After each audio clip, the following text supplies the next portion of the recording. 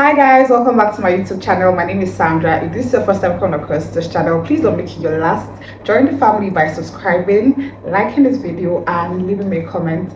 And if you're a returning subscriber, hey my love, welcome back to the channel. So in today's video, we're going to be talking about how I got scammed. Yes, I got scammed.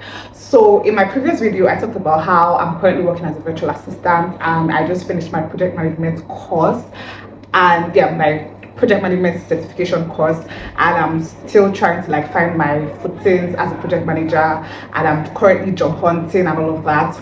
Anyway, understandably, project management roles are mostly remote roles, but the point is I'm job hunting. I'm currently searching for a job, and as a project manager, by the way.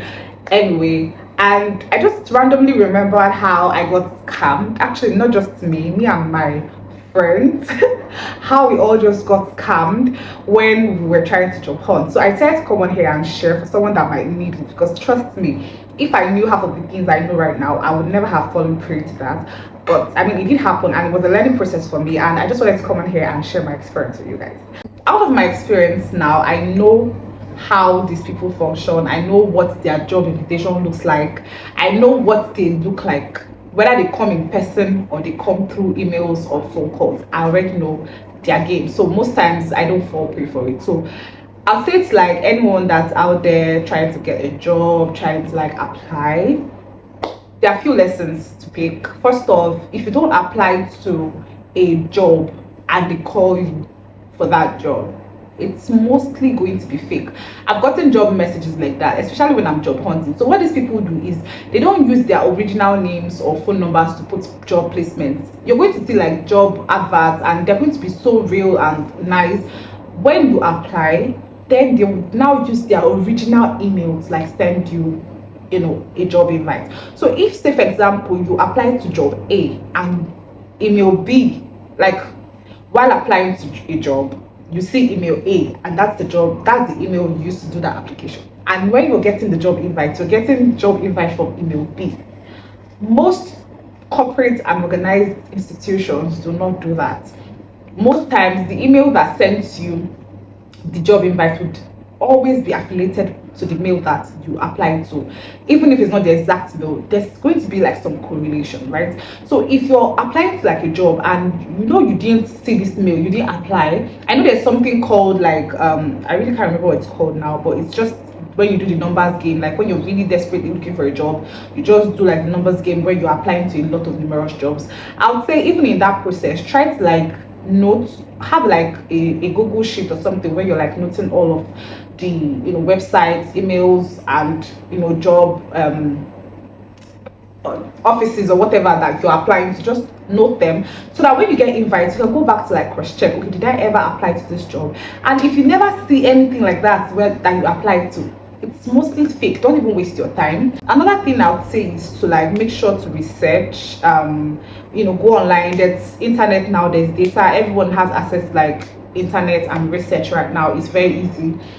Try to like research. If you apply to a job or you see like a job opening from a certain company or something, try to go online. Apart from falling prey to like scammers, it's also good to like know the kind of place that you're going to be working at, the kind of what people are saying about them, the review, because apart from even legit offices, sometimes they can be toxic. They can we've had a lot of stories in the past about people that have worked in places that was nothing to write home about. So it's good to like go online, search for like reviews. Nairaland does that a lot.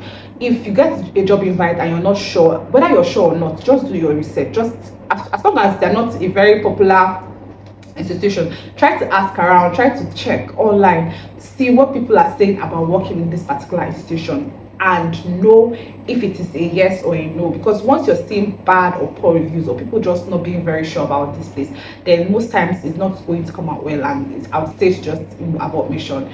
Another thing I'll say is, if you get a job invite and the email is poorly constructed, wrong grammar, wrong English, typo errors, my dear, or you get a job invitation and you've not even done any interview and you're already getting like a job offer, I'll say most times those are like scam jobs. So I would say not to like even pursue it, to be very honest, because most times you end up wasting your time and maybe money, and it could even be risky in terms of like your safety. So if you get, so I've said three now, getting job invites from places that you never applied to, checking for reviews online, like places that you research online and there are no good reviews about that place. And then third is like when the job invite has a lot of like typo errors, grammatical blunders, and all of that. Then number four would be like doing the interview. So let's say you've the invite was like, okay, no grammatical errors, you've done your research, okay, the reviews online are okay, or just there, and you actually did apply to that place. Then you actually now go for the interview and you get there, and there's no proper interview structure, like there's no proper interview process. Mind you, first of all, before you even get to the building, make sure to survey your environment, make sure somebody knows where you're going to, make sure you share your location with somebody that is trusted. Let somebody know that this is where you're going to, because we've heard a lot of stories of people, especially girls, going for like job interviews and they never came back. Yes, there was this particular girl that went and she got raped and killed. So try it as much as possible to make sure that somebody knows where you're going to. Know that this is where you're going to. Share your live location, be at alert, look around. If it's not looking very okay, please go away. You're better jobless than dead, right? The worst that can happen is you're going to be jobless, but you're not going to be dead. You're still going to have your life, and that's a lot better. So try to like observe, see how things are going there, and I'll say to follow your instinct. If you get into an environment and something doesn't sit right with you, just go back, whether it's legit or not. Because trust me, a corporate organization that is well structured, you wouldn't have any reason to doubt, because things would there'll be a due process. You can't just go into an organization to like have an interview and then they're telling you, okay, come and speak to the MD. Or most times it's going to be like a hiring manager that you go through first, maybe like from the secretary to like the hiring manager, but then there'll be like a proper interview, like, okay, except maybe it's a business, a personal business where, okay, maybe I run this business and I'm trying to like employ like a sales girl or something. Okay, yeah, definitely I as the CEO would have to do like interview if I don't have like a second in command or something. But if it's like a structured organization, definitely there'll be like due processes. You're not just going to jump all of the ladder and then get like the CEO. So just make sure to like observe and pay attention to your environment and listen to your instincts. Last but not the least is if they ask you to pay money or commit anything, or commit a certain amount or buy products or buy materials, that's a sham, right? Like I said, from the little of my knowledge, the only time you're going to be required to pay money to get money is if you're starting up a business. Of course, you have to buy products. Of course, you have to maybe open a shop.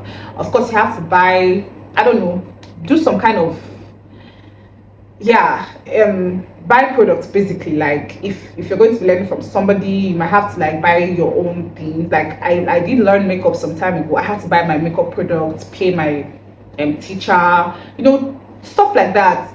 But I mean, for like a corporate organization, I don't think there's ever going to be a reason for them to ask you to pay money, especially when you're not even part of the organization yet. You're just getting in, right? Or you're just at the interview process and then they're telling you to pay money for something. It doesn't add up. It doesn't make sense, right? You might have to like pay money maybe later when you're like in the system. But God knows what, because I haven't personally encountered stuff like that. But at the process of interviewing or trying to get into the job, like you've not even started and they're asking you to pay money, like how does a jobless person even have money to pay? So it doesn't make sense, it doesn't add up. So if you observe any of these 5 things while trying to apply to a job, my dear, it is most likely a scam and not true. And I'd say to pull up your shoes and run. So yeah, that brings us to the end of today's video, and I hope you enjoyed my little story and my little lessons learned. So thank you for watching, and I would say to stay subscribed. If you're yet to subscribe to the channel, please subscribe, like this video, give me a thumbs up, leave me a comment, let me hear your own horrible job experiences. I mean, you could be self-employed, I mean, we've all had our good and bad experiences, so I want to hear all of it. Please leave me a comment in the comment section, and I will see you in my next video. Bye.